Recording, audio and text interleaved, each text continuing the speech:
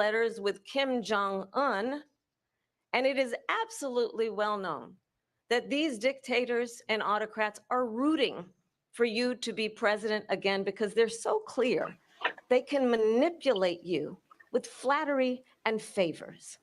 And One that time for is everybody why checking in. We're watching the so debate. many military leaders Tap who in you with have us, check worked in with with us. We're have going to told continue me you to are a discuss disgrace. the That is actual why we topics understand that that will we be have to have a president on who the is not screen. consistently weak Also, and wrong the on Vice national President security, Harris. including the the things that importance are being of discussed. upholding and So we got Mr. Matt respecting in coming in. highest I regard will our mute military. this, and Vice then we're President going Harris, thank you. to jump back into it. And she's the one that caused it. That's weak on national security by allowing Lord have every mercy. nation last month for the year, 168 different countries sending people into our country. Their crime rates are way Who's going down. to be the nightcap fact Putin checker? endorsed her That's what last we week, need to know. said, I hope she wins. And I think he meant it because what he's gotten away with is absolutely There you go. incredible. It wouldn't have happened with me. The Back up. leaders of You other should be able to mute countries your think that TV, they're and weak you ought to be and able to hear incompetent, what we and they have here. are. Is They're that correct? grossly incompetent. And I just ask one question. Why does Biden go in and kill the Keystone Pipeline and approve the single biggest deal that Russia's ever made, Nord Stream 2, the biggest pipeline anywhere in the world going to Germany and all over Europe? Because they're weak and they're ineffective. And Biden, by the way, President gets paid Trump, a lot of money. Thank you. We have a lot of issues to get to. We'll be right back with much more of this historic ABC News presidential debate from the National Constitution Center right here in Philadelphia. Back in a moment. All right. Mr. Mac.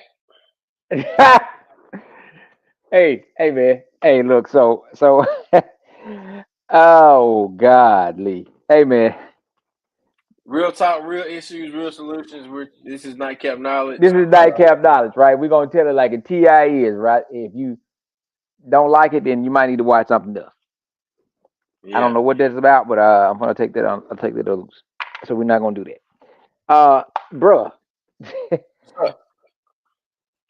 I've been watching this, and and I know that you have a young son. I do. And I'm talking about the youngest one. How old is the youngest one? Jackson is 6 years old.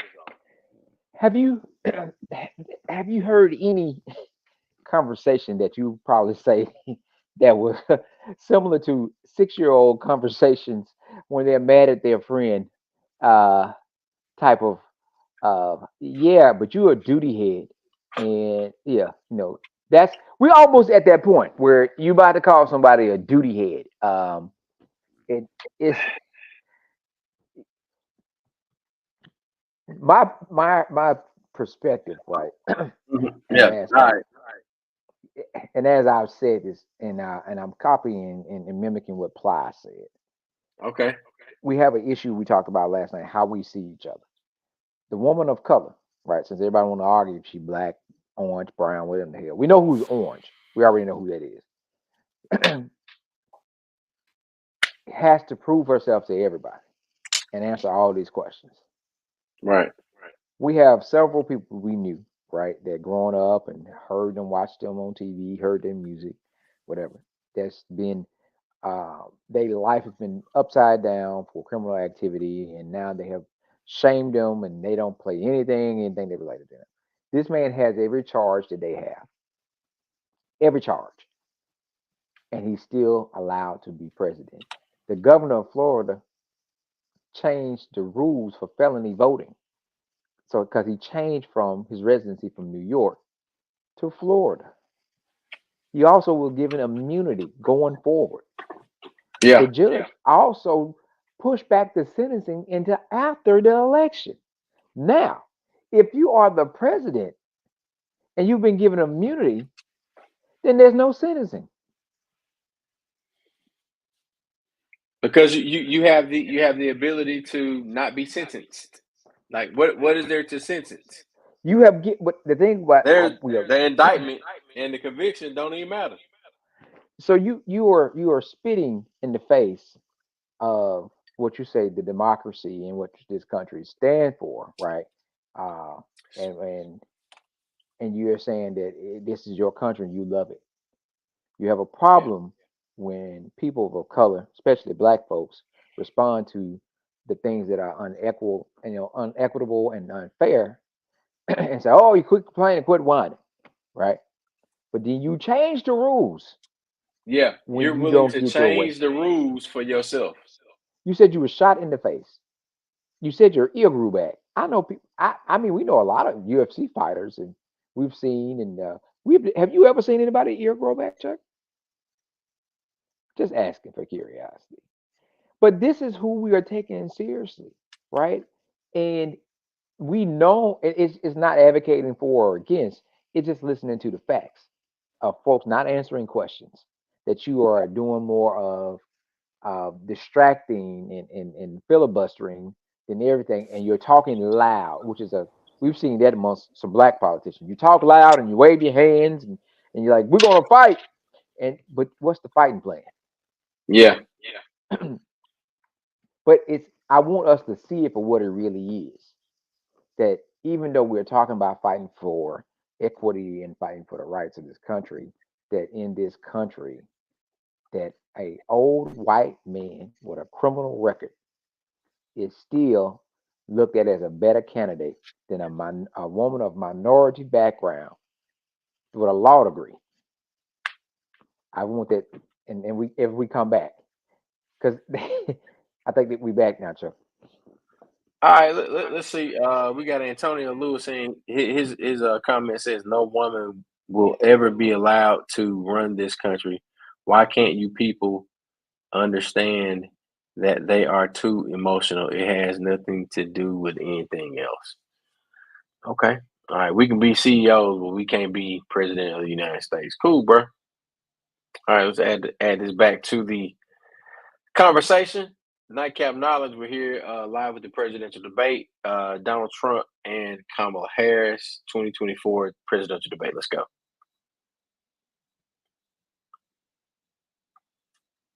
I ask you a very simple question tonight. Do you want Ukraine to win this war? I want the war to stop. I want to save lives that are being uselessly, people being killed by the millions. It's the millions. It's so much worse than the numbers that you're getting, which are fake numbers. Look, we're in for Why everybody 250 numbers billion but or his numbers more fake? because they don't ask Europe, which is a much bigger beneficiary to getting this thing done than we are. They're in for $150 billion less because Biden and you don't have the courage to ask Europe like I did with NATO. They paid billions and billions, hundreds of billions of dollars when I said, either you pay up or we're not going to protect you anymore. So that's maybe one of the reasons they don't like me as much as they like weak people. That is an But illusion. you take a look The at United what's States happening. doesn't take We're in nobody for for this stuff. 250 to 275 billion. They're into 100 to 150. They should be forced to equalize. With that being said, I want to get the war settled. I know Zelensky very well, and I know Putin very well. I have a good relationship, and they respect your president. Okay, they respect me. They don't respect Biden. How would you respect him? Why? For what reason? He hasn't even made a phone call in 2 years to Putin. Hasn't spoken to anybody. They don't even try and get it. That is a war that's dying to be settled. I will get it settled before I even become president. If I win, when I'm president-elect, and what I'll do is I'll speak to one, I'll speak to the other, I'll get them together. That war would have never happened. And in fact, when I saw Putin after I left, unfortunately left because our country has gone to hell. But after I left, when I saw him building up soldiers, he did it after I left. I said, oh, he must be negotiating. It must be a good, strong point of negotiation. Well, it wasn't, because Biden had no idea how to talk to him. He had no idea how to stop it. And now you have millions of people dead, and it's only getting worse, and it could lead to World War III. Don't kid yourself, David. We're playing with World War III, and we have a president that we don't even know if where is our president? We don't even know if he's a president. And just to clarify they here, threw him out of a campaign like a dog. We don't even know. Is he our president? But we have a president Mr. President, that doesn't know he's alive. Your time is up. Just to clarify in the question, do you believe it's in the U.S. best interest for Ukraine to win this war? Yes or no? I think it's the U.S. best interest to get this war finished and just get it done. All right. Negotiate a deal, because we have to stop all of these human lives from being destroyed. I want to take this to Vice President Harris. I want to get your thoughts on support for Ukraine in this moment, but also As commander-in-chief, if elected, how would you deal with Vladimir Putin? And would it be any different from what we're seeing from President Biden? Well, first of all, it's important to remind the former president, you're not running against Joe Biden, you're running against me. I believe the reason that Donald Trump says that this war would be over within 24 hours is because he would just give it up. And that's not who we are as Give up the Americans. Let's booty, understand what Donald Trump. happened here. I Just give it actually up. Just met give with up all. Zelensky a few days before Russia invaded, tried through force to change territorial boundaries, to defy one of the most important international rules and norms, which is the importance of sovereignty and territorial integrity. And I met with President Zelensky. I shared with him American intelligence about how he could defend himself. Days later, I went to NATO's eastern flank, to Poland and Romania. And through the work that I and others did, we brought 50 countries together to support Ukraine in its righteous defense. Hey, And his because of family is our really nice. support, because of the Nicer than air usual. defense, the ammunition, the artillery, the javelins, the Abrams tanks that we have provided, Ukraine stands as an independent and free country. If Donald Trump were president, Putin would be sitting in Kyiv right now. And understand what that would mean, because Putin's agenda is not just about Ukraine. Understand why the European allies and our NATO allies are so thankful that you are no longer president, and that we understand the importance of the greatest military alliance the world has ever known, which is NATO, and what we have done to preserve the ability of Zelensky and the Ukrainians to fight for their independence. Otherwise, Putin would be sitting in Kyiv with his eyes on the rest of Europe, starting with Poland. And why don't you tell the 800,000 Polish Americans right here in Pennsylvania how quickly you would give up for the sake of favor and what you think is a friendship with what is known to be a dictator who would eat you for lunch? Vice President Harris, thank you. We've heard from both of you on Ukraine tonight. Afghanistan came up in the last hour. I wanted her to respond to something you said earlier, and now, please, I'll give you a minute here. Putin would be sitting in Moscow, and he wouldn't have lost 300,000 men and women, but he would have been sitting in Moscow. Quiet, please. He would have been sitting in Moscow, much happier than he is right now. But eventually, you know, he's got a thing that other people don't have. He's got nuclear weapons. They don't ever talk about that. He's got nuclear weapons. Nobody ever thinks about that. And eventually, maybe he'll use them, and maybe he hasn't been that threatening, but he does have that. Something we don't even like to talk about. Nobody likes to talk about it. But just so you understand, they sent her to negotiate peace before this war started. 3 days later, he went in and he started the war because everything they said was weak and stupid. They said the wrong things. That war should have never started. She was the emissary. They sent her in to negotiate with Zelensky and Putin, and she did. And the war started 3 days later. And that's the kind of talent we have with her. She's worse than Biden. In my opinion, I think he's the worst president in the history of our country. She goes down as the worst vice president in the history of our country. But let me tell you something. She is a horrible negotiator. They sent her in to negotiate. As soon as they left, Putin did the invasion. President Trump, thank you. You did bring up something. You said she went to negotiate with Vladimir Putin. Vice President Harris, have you ever met Vladimir Putin? Can you clarify tonight? Yet again, I said it at the beginning of this debate, you're going to hear a bunch of lies coming from this fellow. And that is another one. When I went to meet with President Zelensky, I've now met with him over 5 times. The reality is it has been about standing as America always should, as a leader upholding international rules and norms, as a leader who shows strength, understanding that the alliances we have around the world are dependent on our ability to look out for our friends and not favor our enemies because you adore strong men instead of caring about democracy. And that is very much what is at stake here. The President of the United States is commander-in-chief.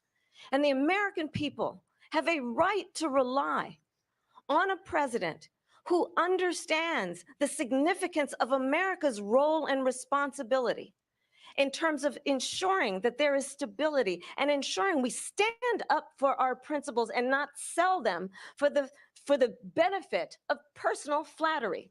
We've talked about Ukraine and Vladimir Putin. I do want to talk about Afghanistan. It came up in the first hour of this debate.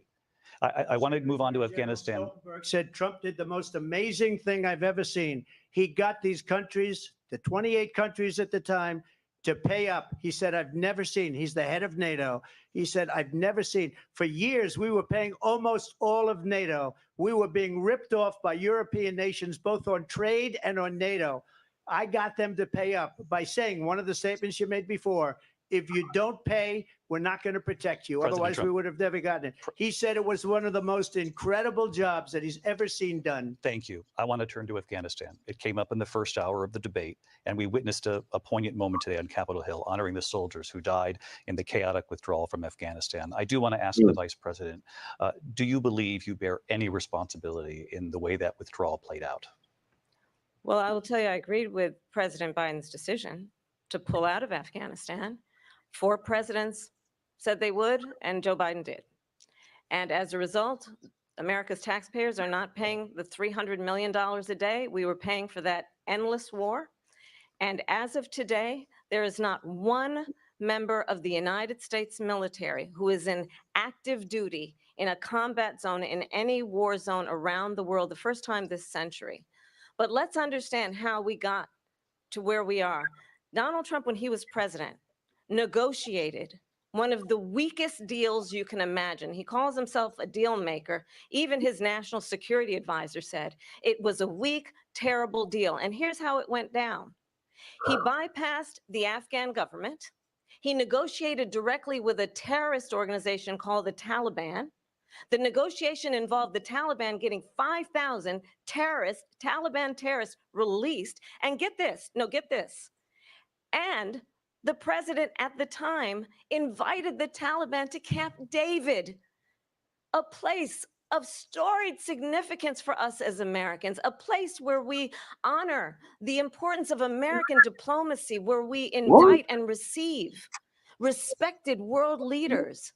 And this former president, as president, invited them to Camp David because he does not, again, appreciate the role and responsibility of the President of the United States to be commander-in-chief with a level of respect. And this gets back to the point of how he has consistently disparaged and demeaned members of our military, fallen soldiers, and the work that we must do to uphold the strength and the respect of the United States of America around the world. Vice President Harris, thank you. President Trump, your response to her saying that you began the negotiations with the Taliban. So if you take a look at that period of time, the Taliban was killing our soldiers, a lot of them, with snipers.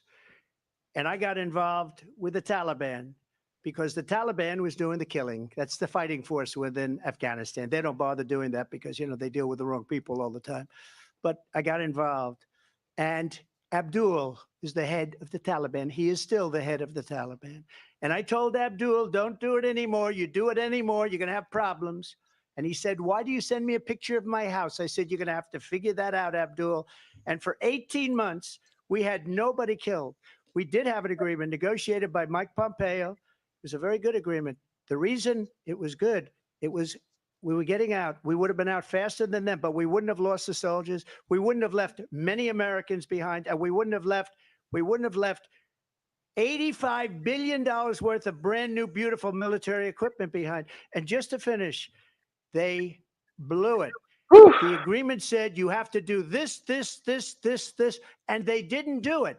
The agreement was terminated by us because they didn't do what they were supposed to do. I want to move on. And these people did the worst withdrawal, and in my opinion, the most embarrassing moment in the history of our country. And by the way, that's why Russia attacked Ukraine, because they saw how incompetent she and her boss are.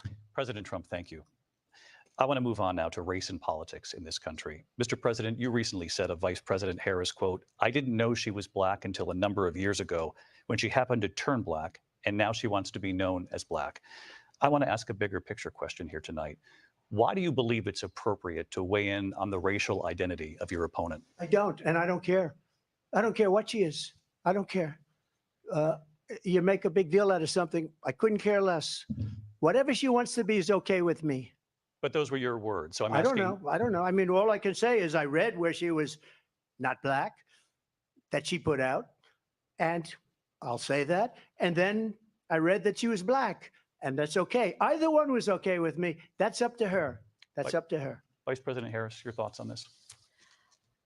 I think it's, I mean, honestly, I think it's a tragedy that we have someone who wants to be president who has consistently, over the course of his career, attempted to use race to divide the American people. You know, I do believe that the vast majority of us know that we have so much more in common than what separates us, and we don't want this kind of approach that is just constantly trying to divide us, and especially by race. And let's remember how Donald Trump started. He was a land, he owned buildings, and he was Hey, but investigated because he refused hey, to rent property to Black families. Let's remember, this is the same individual who took out a full-page ad in the New York Times calling for the execution of 5 young Black and Latino boys who were innocent, the Central Park 5. Right. Took out a full-page ad calling for their execution. This is the same individual who spread birther lies about the first Black president of the United States. And I think the American people want better than that, want better than this, want someone who understands, as I do, I travel our country. We see in each other a friend. We see in each other a neighbor. We don't want a leader who is constantly trying to have Americans point their fingers at each other. I meet with people all the time who tell me, can we please just have discourse about how we're going to invest in the aspirations and the ambitions and the dreams of the American people? Knowing that regardless of people's color or the language their grandmother speaks, we all have the same dreams and aspirations and want a president who invests in those, not in hate and division. Vice President Harris, thank you. Lindsay? President Trump, this is now your 3rd time.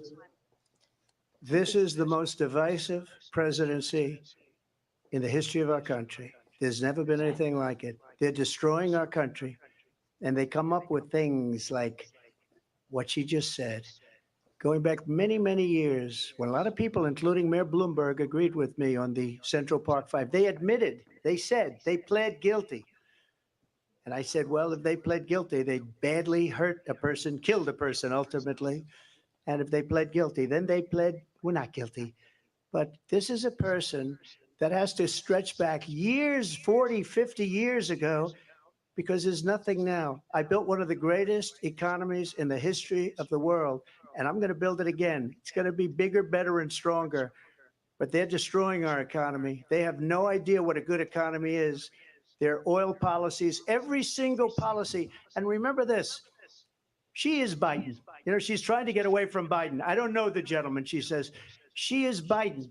The worst inflation we've ever had, a horrible economy because inflation has made it so bad, and she can't get away with that. Thank you. Time's up. This is crazy.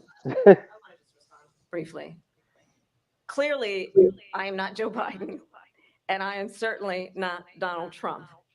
And what I do offer is a new generation of leadership for our country, one who believes in what is possible, one who brings a sense of optimism about what we can do instead of always disparaging the American people.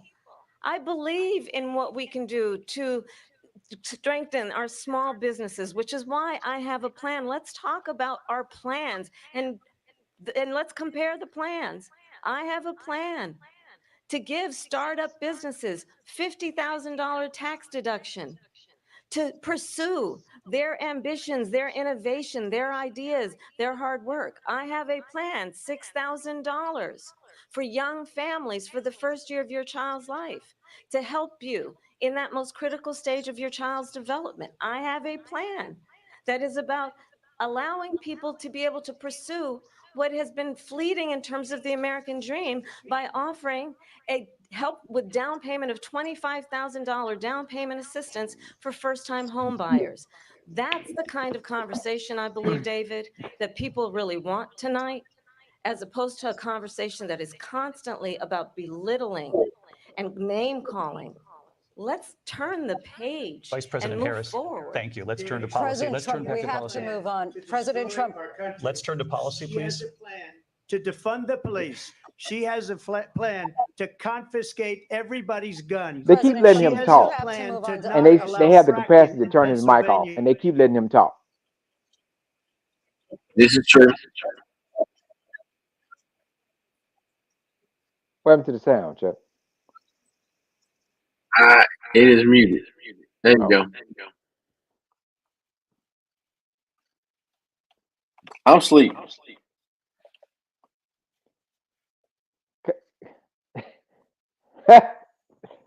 Chuck, wake up, Chuck. Wake up, Chuck. Wake up, Chuck.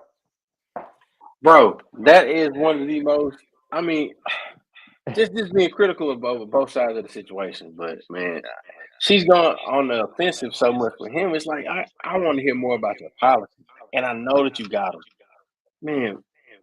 In the words of what's my boy YG name?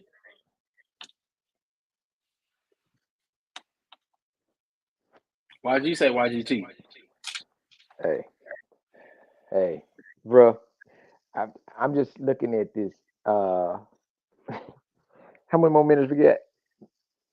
We got 30 because I'm about to go to sleep because I got work to do for the municipality in which I live, for the county in which I care about, and the Yes, state sir. that I rep hard.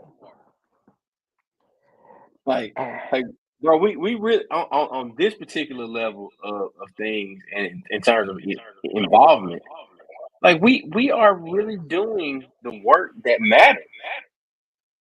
Like, I'm developing the designs for a card game that's gonna help people understand what position that has direct oversight over a particular issue that they're attempting to address. So like the back and forth banter. I know it's good for TV, it's good for engagement, but at the end of the day, man, like somebody really wants to know how you're going to help them, and I think that help has to be described from a local place. Like it has to be described from a position of closeness and like a vantage point um of like naked eyesight. Like I should be able, if I have something that I know that I want to propose to you, I should be able to implement that thing right on side of you. And that's not what a presidential election denotes. It's like you said, it's a figurehead.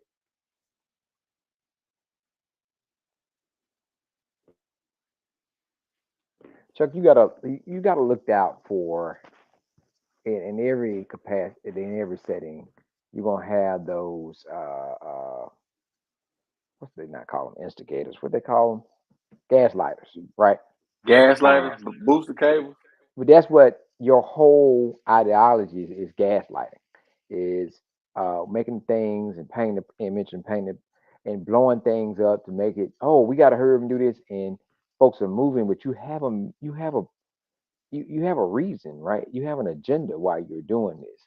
You're creating panic and creating discord and creating division, but you have an agenda why you're doing this. And that's all the solution is. More. Create chaos.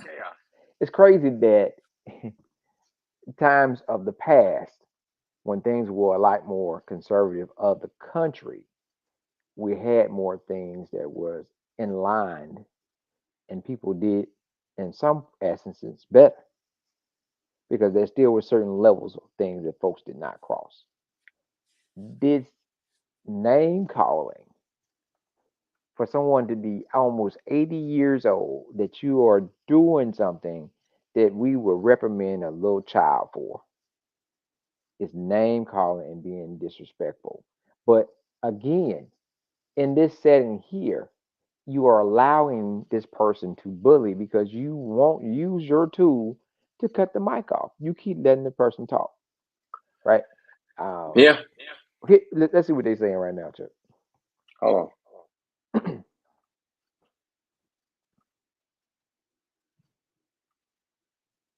Cost of prescription medication for seniors at $2,000 a year. And when I am president, we will do that for all people, understanding that the value I bring to this is that access to health care should be a right and not just a privilege of those who can afford it. And the plan has to be to strengthen the Affordable Care Act, not get rid of it, Vice pass this President prologue Harris, in thank terms you. of where Donald Trump stands on that. I want to move to an issue Well, that's important for a she lot made of a mistake. At number one, John McCain fought Obamacare for 10 years, but it wasn't only him. It were all of the Democrats that kept it going. And you know what? We can do much better than Obamacare, much less money, but she won't improve private insurance for people, private medical insurance. That's another thing she doesn't want to get. President People Trump. are paying privately for insurance that have worked hard and made money, and they want to have private. She wants everybody to be on government insurance where you wait 6 months for an operation that you need immediately. President Trump, thank you. We have another issue that we'd like to get to that's important for a number of Americans, in particular younger voters, and that's climate change. President Trump, with regard to the environment, you say that we have to have clean air and clean water. Vice President Harris, you call climate change an existential threat. The question to you both tonight is, what would you do to fight climate change? And Vice President Harris, we'll start with you. 1 minute for you each. Well, the former president had said that climate change is a hoax. And what we know is that it is very real. You ask anyone who lives in a state who has experienced these extreme weather occurrences, who now is either being denied home insurance or it's being jacked up. You ask anybody who has been the victim of what that means in terms of losing their home, having nowhere to go. We know that we can actually deal with this issue. The young people of America care deeply about this issue. And I am proud that as vice president over the last 4 years, we have invested $1 trillion in a clean energy economy, while we have also increased domestic gas production to historic levels. We have created over 800,000 new manufacturing jobs while I have been vice president. We have invested in clean energy to the point that we are opening up factories around the world. Donald Trump said he was going to create manufacturing jobs. He lost manufacturing jobs. And I'm also proud to have the endorsement of the United Auto Workers and Sean Fain, who also know that part of building a clean energy economy includes investing in American-made products, American automobiles. It includes growing what we can do around American manufacturing and opening up auto plants, not closing them like happened under Donald Trump. Vice President Harris, thank you. That didn't happen under Donald Trump. Let me just tell you, they lost 10,000 manufacturing jobs this last month. It's going, they're all leaving. They're building big auto plants in Mexico, in many cases owned by China. They're building these massive plants, and they think they're going to sell their cars into the United States because of these people. What they have given to China is unbelievable. But we're not going to let that. We'll put tariffs on those cars so they can't come into our country, because they will kill the United Auto Workers and any auto worker, whether it's in Detroit or South Carolina or any other place. What they've done to business and manufacturing in this country is horrible. We have nothing because they refuse. You know, Biden doesn't go after people because supposedly China paid him millions of dollars. He's afraid to do it. Between him and his son, they get all this money from Ukraine. They get all this money from all of these different countries. And then you wonder, why is he so loyal to this one, that one, Ukraine, China? Why is he? Why did he get $3.5 million from the mayor of Moscow? That's a lot longer than Why did he get the amount of time allotted. $3.5 million? Yeah. This is a crooked administration, and they're selling our country down the tubes. President Trump, thank you. Thank you.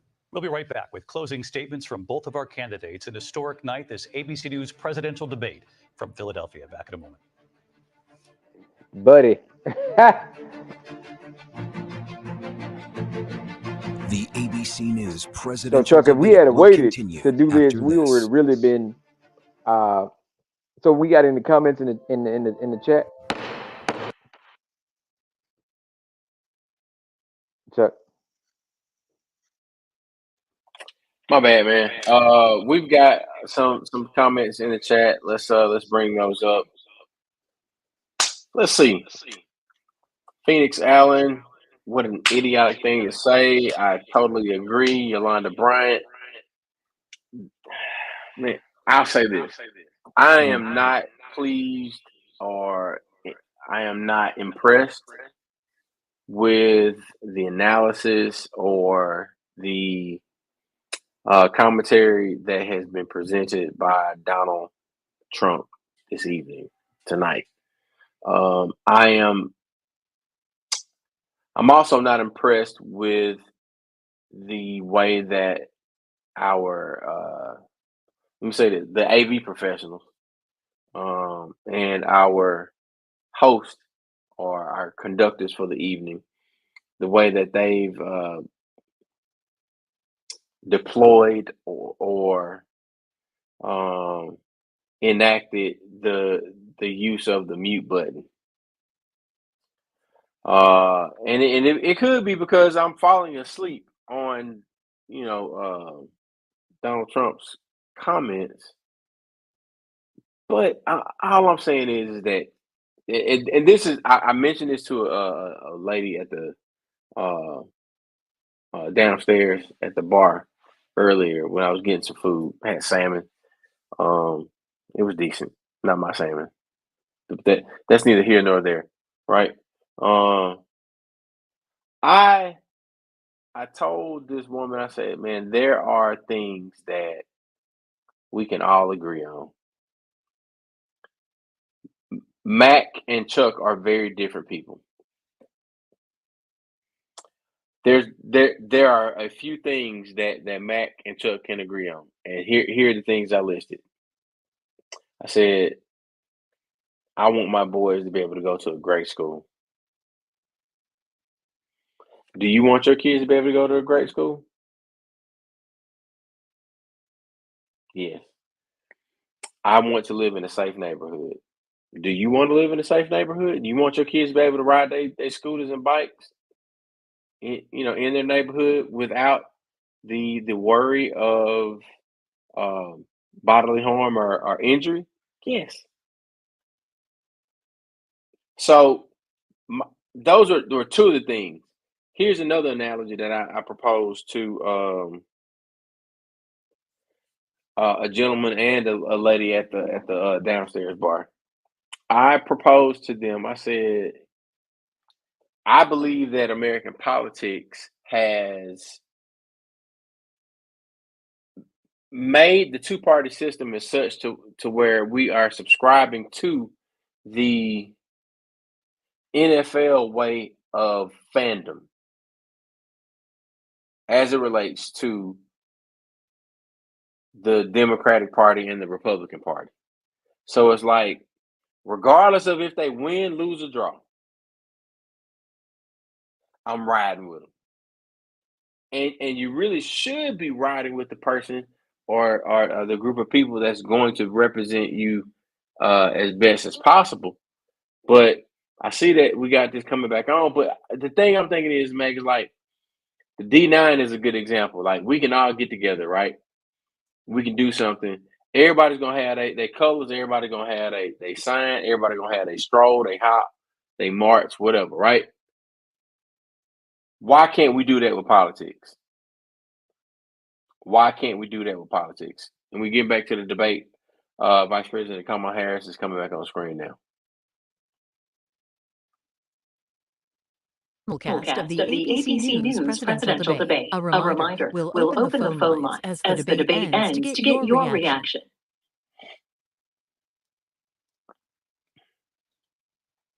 Oh, is it over?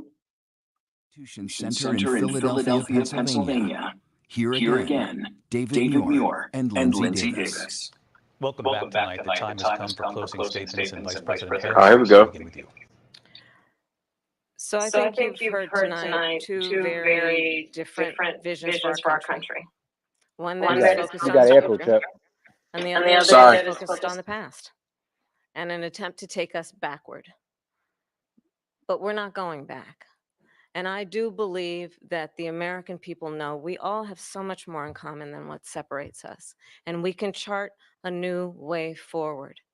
And A vision of that includes having a plan, understanding the aspirations, the dreams, the hopes, the ambition of the American people, which is why I intend to create an opportunity economy, investing in small businesses, in new families, in what we can do around protecting seniors, what we can do that is about giving hardworking folks a break and bringing down the cost of living. I believe in what we can do together that is about sustaining America's standing in the world and ensuring that we have the respect that we so rightly deserve, including respecting our military and ensuring we have the most lethal fighting force in the world. I will be a president that will protect our fundamental rights and freedoms, including the right of a woman to make decisions about her own body and not have her government tell her what to do. I'll tell you, I started my career as a prosecutor. I was a DA, I was an attorney general, a United States senator, and now vice president. I've only had one client, the people.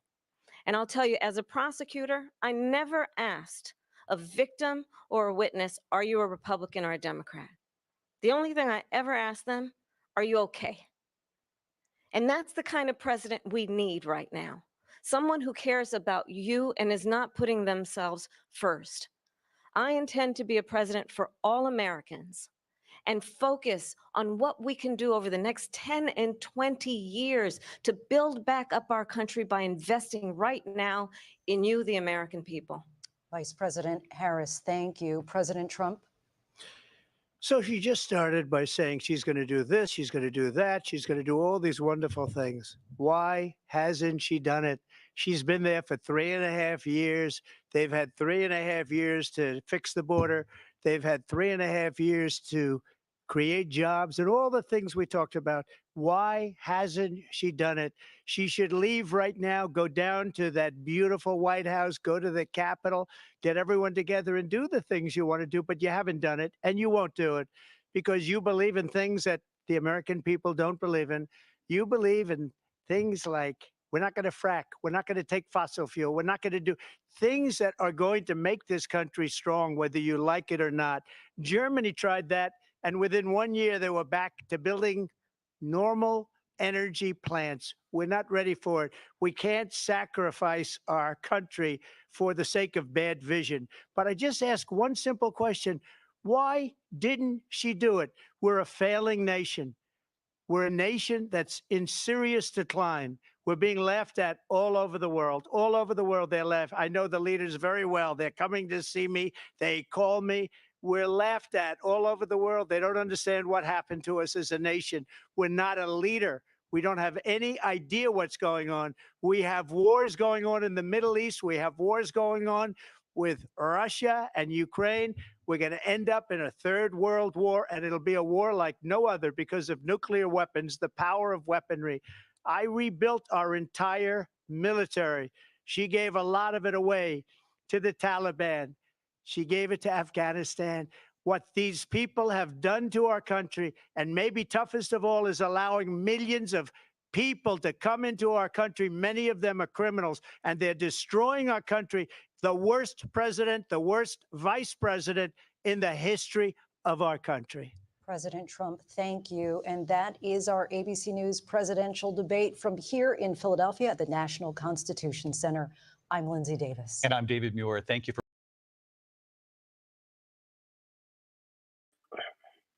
Go for it, Mac. I'm gonna take myself off camera because I'm ready to go to sleep. Hey, so let me ask this question. So he just stated prior to that he went and met with the Taliban. He said it. And how he worked. And he knows Putin very well too. Go ahead.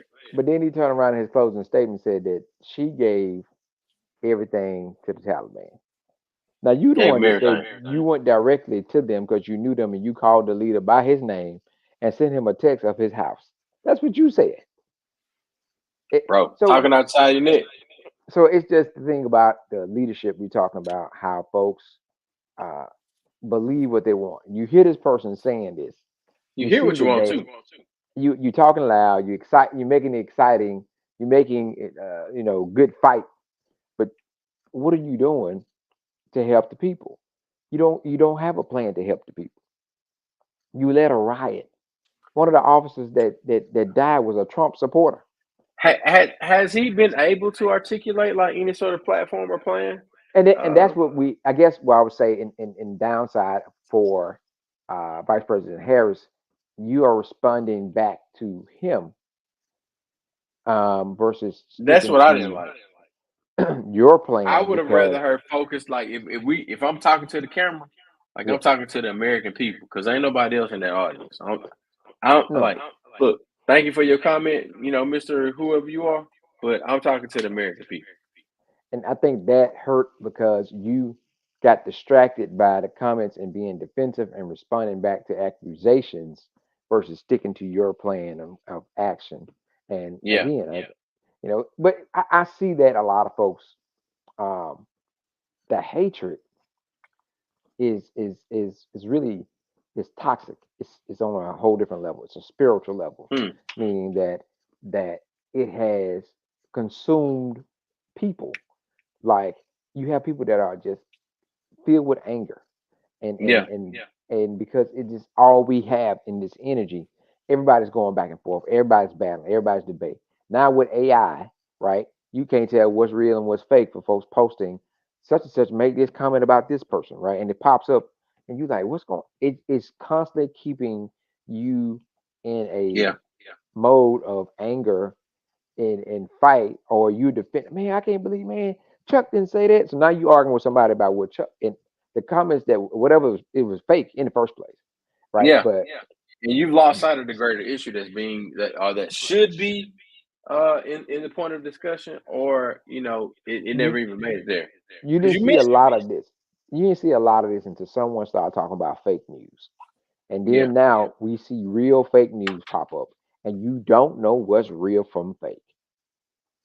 And so it's a sad situation where we are in. But I guess the thing is helping everybody look at everybody's watching. You have to listen, right? And you have to know what's important to you in your household. Who spoke to you? Who do you believe can relate to you the most? Who do you believe is going to provide a resource or some type of support to you and your dream, your ideology? And in the next 10 to 20 years, which one of these two people who stood on this platform you think that's going to give you something within a 4 year span that help your family in the next 10 to 15 to 20 years? And that's what you got to look at.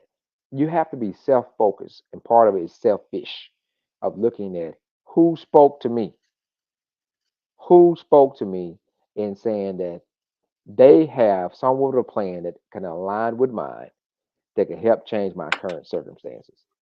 That's what, Governor and that's for Tim Walz is anybody. giving his response right now. I'm gonna see if I can get to it. Okay. So that's what we are.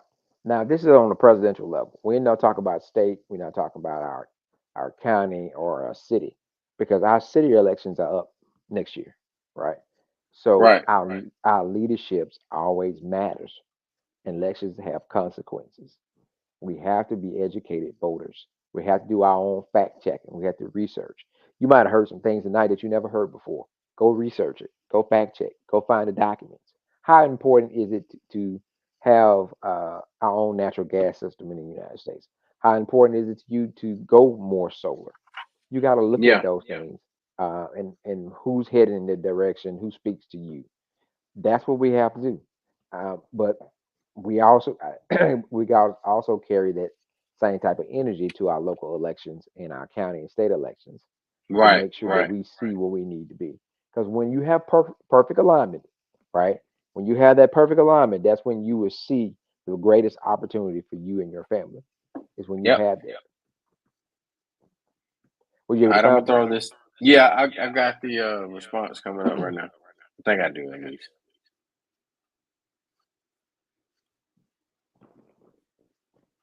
We actually got 8 minutes. Let's see.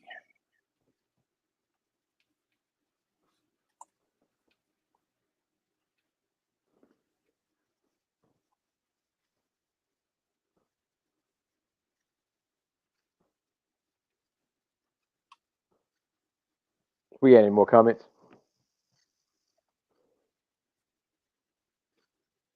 Yeah, give us some feedback. What y'all thought about the debate? Hold on.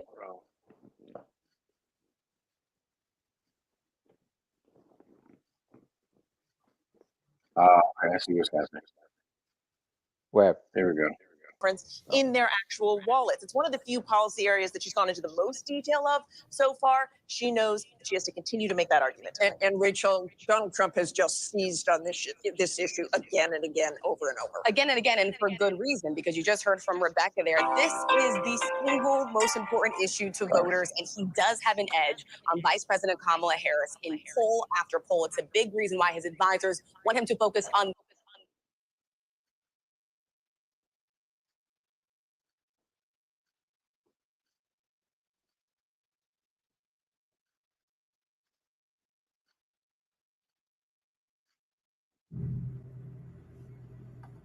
what happened, Chuck?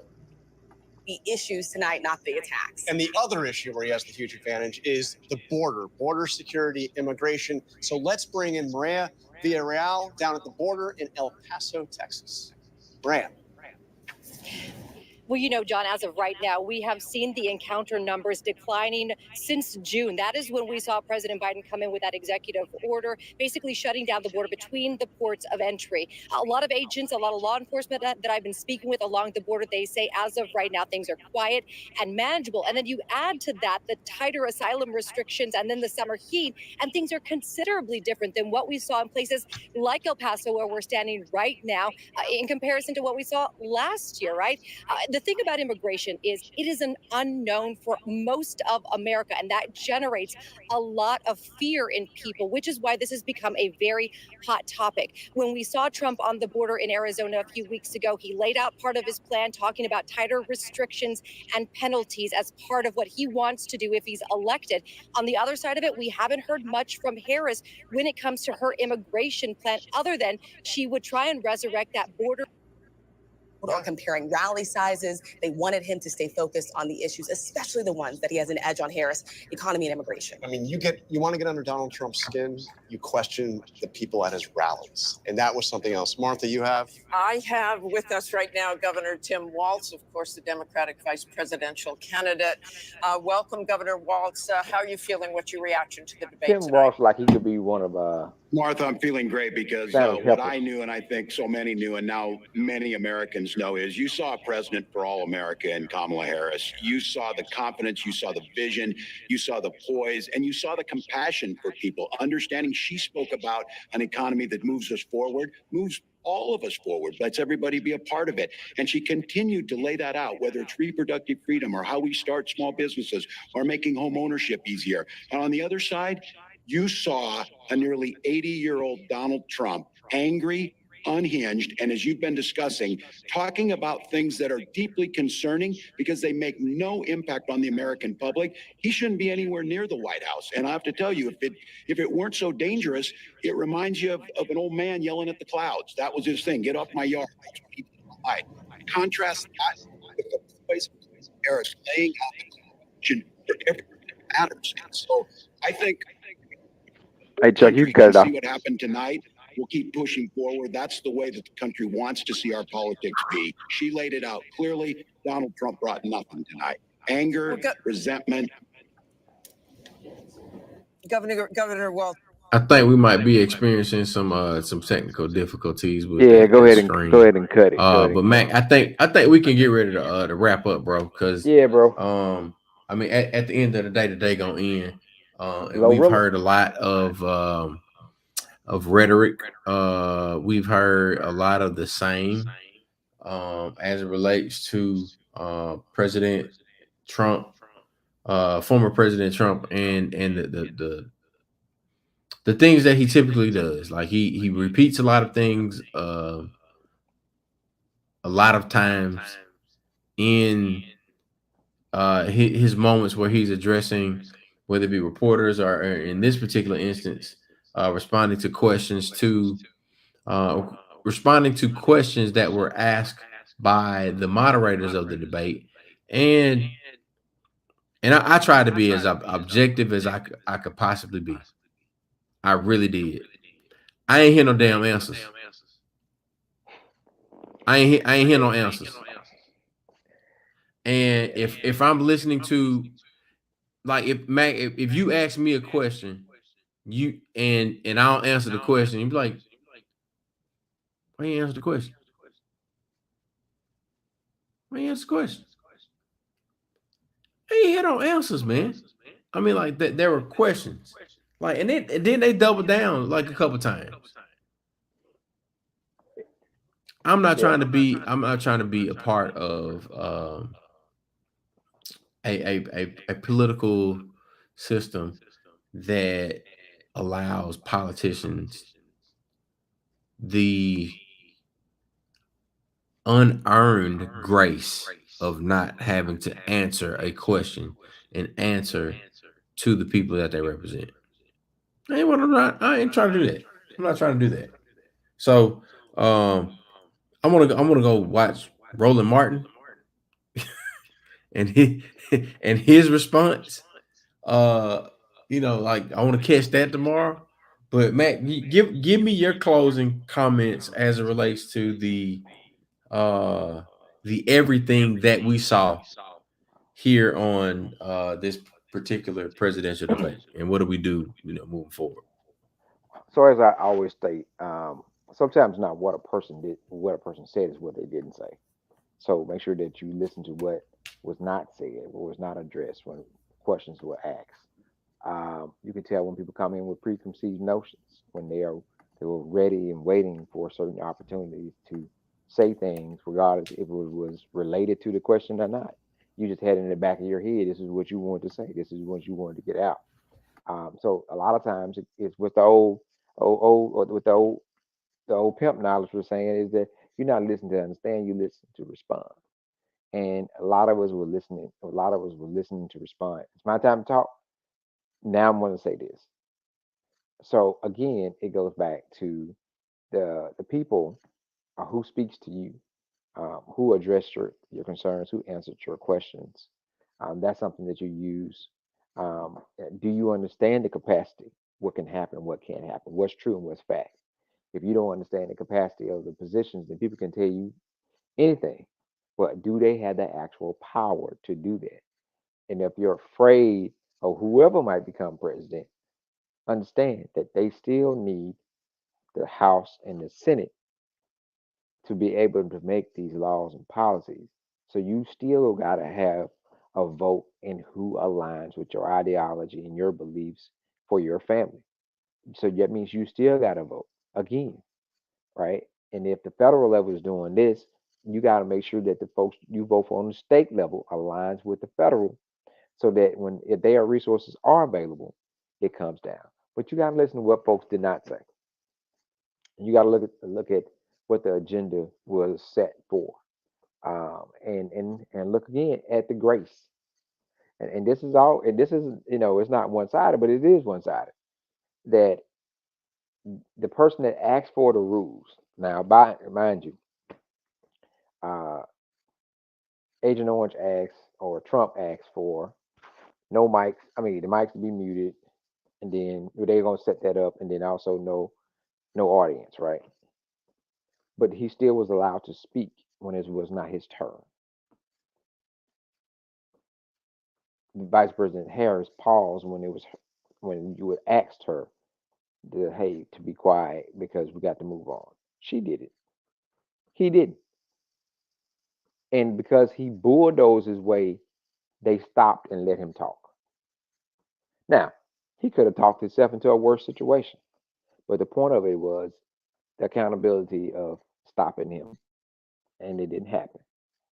So there's a certain level of entitlement. So when someone made a comment that, this country won't be led by a woman, right? It's similar to what we talked about last week, that Jackson would do a whole lot better if they had a white mayor, right? A white male mayor, at that, right? Because there are certain people in power that are going to intentionally work a lot better to give them what they need and wants for them to be successful. And with them being successful, whoever they lead and whatever they represent is going to look successful. But if it's not, then I'm saying people are going to work just as hard to make sure that the person that's in leadership is not successful. So it's not because you failing because of your own incompetency. It's because I'm going to put more stumbling blocks in the way to make sure that you trip up and that you fail. That has been the notion for a lot of things in this country when it started coming back to just say rich and powerful white versus everybody else. Then there's certain things that are just for whites versus everybody else. There's a lot of different things that applies. So these rules, these laws, this conversation, we still have to look at how we are going to be affected. A number of us have talked about how we saw the difference and how we were treated by our white counterparts when President Obama became president. It's almost like you were punishing the black folks. You didn't even want to speak to them. You were angry with them. You didn't even know if they voted for him or not. But you just said because they look like them, that you put it and you're going to punish them because your person didn't win. Right? Because your ideology is not safe anymore. That's what you believed. But again, that creates more divide. So it's like you have to choose one side or the other. And the question is, who benefits you the most? So everybody's watching, pay attention, right? Well, whoever wins, whoever loses, you still have to create a certain level of accountability for yourself and what you're going to do and how you're going to hold them accountable and what your plan is. Because again, they can't save us. We're going to save us. We got to save us. The question is, what are we going to do when things are not in line where we need them to be? What are we going to continue to do and continue to educate ourselves? But one thing we know for a fact, we can have great ideas, we can have passion, but unless we got some money, it's going to be rough. So Chuck, we got to get to where the money resides. Wait. Man, look, ain't nothing too much to say. Let's get to the money. Let's get to the influence. Let's get to the power. Let's do it for our people. We'll see y'all here next week. Pretty sure we'll have some conversations to break down the analysis thereafter. But happy inauguration week to Jackson State. D, I love all of that. Tulu, we on the way, baby. Let's go.